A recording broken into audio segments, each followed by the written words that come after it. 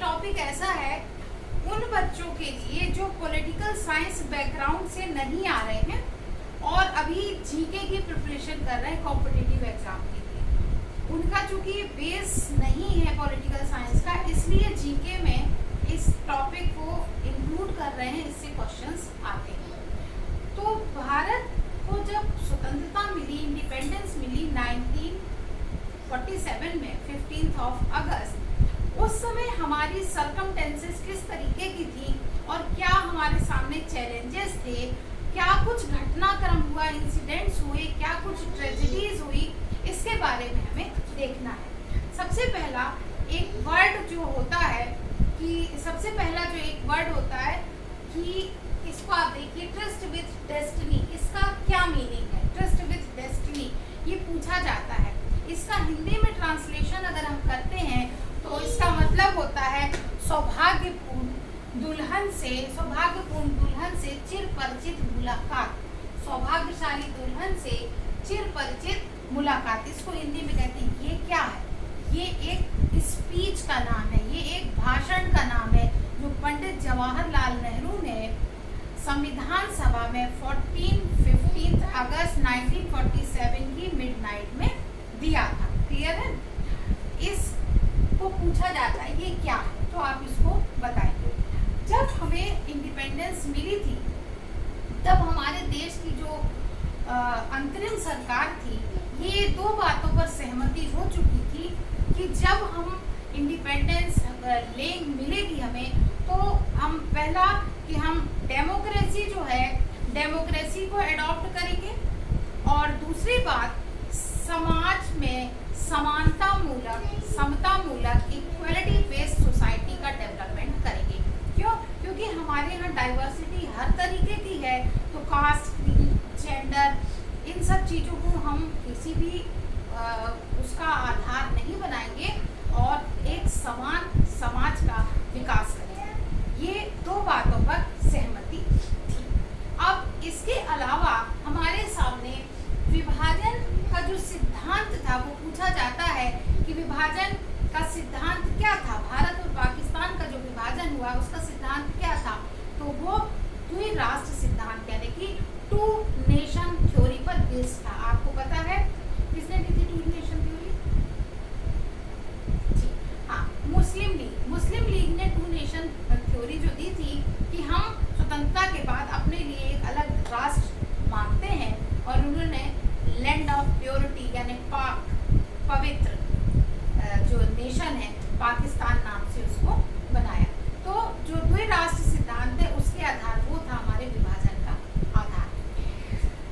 विभाजन के समय जो प्रांत थे, अब क्या हुआ कि विभाजन ऐसा होगा, भारत का जो विभाजन था वो धार्मिक आधार पर हुआ। विश्व का अब तक का सबसे बड़ा विभाजन था।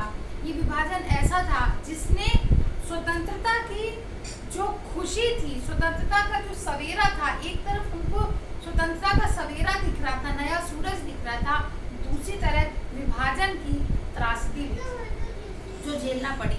इतने राइट्स हुए, लोग इधर से उधर हुए और लोगों की मौतें हुई कि वो जो खुशी थी वो कहीं ना कहीं एक साथ में ट्रेजेडी लेकर आई।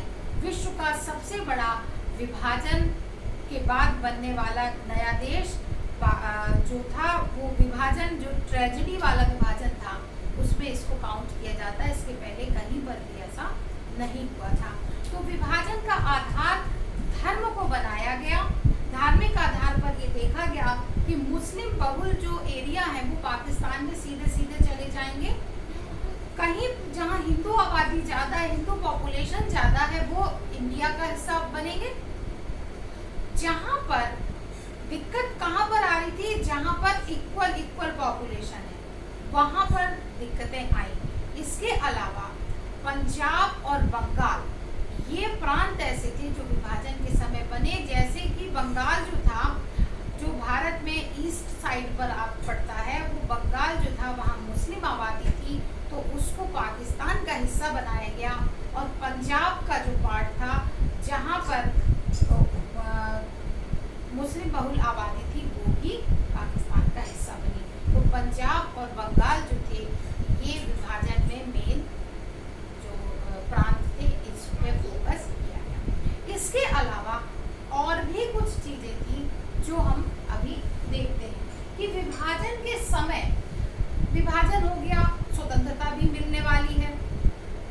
चुनौतियों का सामना करने की सरकार की तैयारी। अंतरिम सरकार जो थी कैसे कैसे चैलेंजेस फेस करेगी, कैसे? सबसे पहले तो हमको एक नेशन बिल्डिंग, हमें एक राष्ट्र को बनाना है, एक राष्ट्र को बनाना है, एक देश का नया निर्माण करना है। क्यों? क्योंकि तो अभी तो 200-250 साल तक कुछ ऐसा था ही नहीं। इसके पहले राजाओं का शासन था, तो इस तरीके का कुछ नहीं था। दूसरा, हमें एकता के सूत्र में बांध के रखना है। डाइवर्सिटी बहुत ज्यादा है, समझ आ? हाँ, डाइवर्सिटी बहुत ज्यादा है, विविधताएं बहुत ज्यादा है, तो हमें सबको एक साथ लेकर चलना है। तीसरा था समानता मूलक समाज की स्थापना करना है। और इसके अलावा विस्थापन जो हो रहा है, लोग जो इधर से उधर जा रहे हैं, उनका विस्थापन, डिस्प्लेसमेंट और रीसेटलमेंट भी तो होगा। जो पाकिस्तान से इंडिया आ रहे हैं लोग, उनके सेटलमेंट की व्यवस्था भी तो करना है। तो ये भी सरकार के सामने एक बहुत बड़ी चुनौती थी। तो चुनौतियों में हम देखेंगे नेशन बिल्डिंग, जो हमें एक नए राष्ट्र का निर्माण करना है, विस्थापन और पुनर्स्थापना, डिस्प्लेसमेंट एंड रीसेटलमेंट, ये भी एक चुनौती थी। इसके अलावा था विभाजन की प्रक्रिया कैसी होगी, प्रोसेस ऑफ डिवीजन, किस आधार पर किया जाएगा। तो जो प्रोसेस जो था, डिवीजन का आधार धार्मिक आधार रखा गया था, कि एक धर्म को आधार माना गया था कि मुस्लिम पाकिस्तान में जाएंगे और हिंदू जो है वो भारत में होंगे। लेकिन ऐसा नहीं है कि हमने आधार पर विभाजित कर दिया तो हम भारत को एक हिंदू राष्ट्र बनाने की बात कर रहे थे, ऐसा नहीं था। यहाँ पर मुस्लिम अल्पसंख्यक थे और मुस्लिम राष्ट्र बनने के बाद भी 1951 में जब पॉपुलेशन काउंट किया गया था, तब टोटल पॉपुलेशन के 12% मुस्लिम तब भी हिंदुस्तान में थे। तो मुसलमान तो अल्पसंख्यक थे ही, इसके अलावा सिख थे, पारसी थे, क्रिश्चियन थे, बौद्ध थे, ये भी अल्पसंख्यक थे। तो हमें इन सब का भी ध्यान रखना था। तो विभाजन का जो आधार था वो था धर्म आधार था। तो विभाजन की प्रक्रिया किस तरीके से होगी, मैंने बताया, पॉपुलेशन को, धर्म को, धार्मिक आधार पर पॉपुलेशन को डिवाइड कर दिया गया। इसके अलावा एक और समस्या थी, वो था रजवाड़ों का विलय। रजवाड़े ब्रिटिश भारत के अंदर भी, ब्रिटिश रूल तो था, ब्रिटिश भारत के अंदर भी बहुत सारे ऐसे छोटे बड़े राजा महाराजा जो थे, जो अपना रूल चला रहे थे, उन्हें रजवाड़ों के नाम से जाना जाता है। तो वो रजवाड़े ब्रिटिशर्स ने तो ये कह दिया कि हम भारत को इंडिपेंडेंस देते हैं, आज़ादी देते हैं, और इसका मतलब ये है कि वो जो राजा महाराजा थे वो स्वतंत्र है, भारत का हिस्सा बने, पाकिस्तान का हिस्सा बने, या अपना शासन खुद चलाएं। यानी जाते जाते भी आप एक आग लगा के जा रहे हो, तो आप भारत का हिस्सा बने या स्वतंत्र रहें। अब आप सोचिए कि हमें एक भारत को एक ही मैप के अंदर लाना है सबको। उधर पाकिस्तान का पार्ट बना बैठा है बंगाल, और इधर पंजाब, और फिर बीच में रजवाड़े भी। तो कैसे हम एक इंडियन यूनियन का निर्माण करेंगे, कैसे करेंगे? इसके लिए जरूरी था कि इन रजवाड़ों को भारत का हिस्सा बनाना।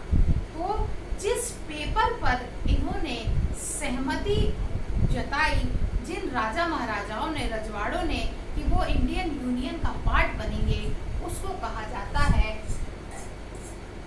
Document of annexation. ठीक है, डॉक्यूमेंट ऑफ एनेक्सेशन ऑफ, या एनेक्सेशन ऑफ रजवाड़ों का विलय, उस सहमति पत्र को कहा जाता। तो ये भी एक चैलेंज था। अब हम आगे ये देखेंगे कि कौन सा रजवाड़ा किस तरीके से भारतीय संघ का हिस्सा बना।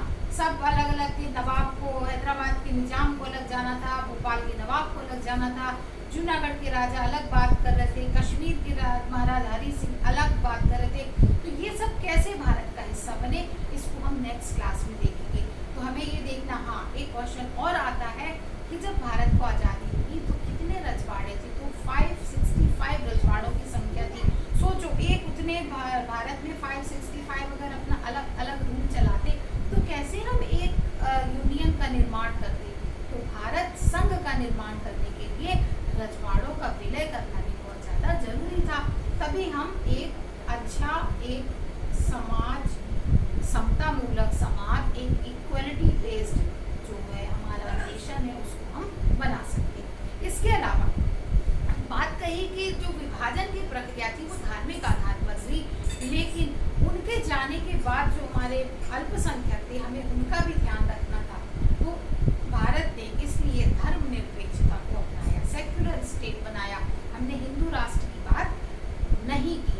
सेक्युलर स्टेट का मतलब होता है कि राज्य का, देश का अपना कोई धर्म नहीं होगा। यहाँ रहने वाले लोगों को अपने अपने धर्म का पालन करने की आज़ादी है। तो इस तरीके से ये कुछ ऐसे टॉपिक्स हैं, ये कुछ ऐसी बातें हैं जो जीके में पूछी जाती है, लेकिन जिनका बैकग्राउंड पॉलिटिकल साइंस नहीं है, पॉलिटी नहीं पढ़कर आए हैं, उन बच्चों को ये यहाँ पर दिक्कत दे सकती है।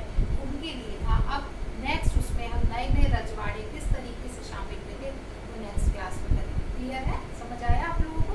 नोट किया ना? प्रॉपर नोट कर लीजिएगा और वीडियो वाले आप स्क्रीनशॉट ले लीजिए। चलिए नेक्स्ट क्लास में मिलते हैं।